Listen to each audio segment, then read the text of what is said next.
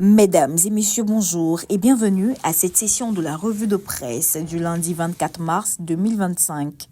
Débutons avec Fraternité Matin qui informe que depuis Washington, la Banque mondiale présente un diagnostic favorable à propos de la couverture maladie universelle. Le Patriote rapporte que la Côte d'Ivoire est parmi les économies les plus fortes d'Afrique, ce qui est le fruit du travail d'un grand bâtisseur, son Excellence Alassane Ouattara.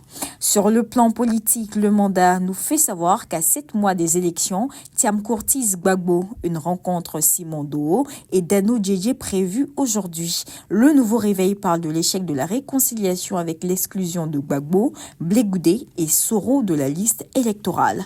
Le quotidien d'Abidjan nous fait savoir qu'au sujet de cette exclusion de Gbagbo sur la liste électorale, la Ligue des jeunes et des femmes du PPACI mobilisée et prête pour les mots d'ordre du parti. Le Matin rappelle au PDCI et au PPACI que la CEI attend leurs preuves relatives aux irrégularités sur la liste électorale. L'Expression invite les Ivoiriens à s'approprier le processus électoral qui est enclenché, dont l'étape actuelle est le contentieux sur la liste électorale. Un mot de sport. Super Sport informe que la Côte d'Ivoire accueille la Gambie dans le cadre de la 6e journée des éliminatoires du Mondial 2026. L'objectif est clair, gagner pour reprendre le fauteuil occupé provisoirement par le Gabon.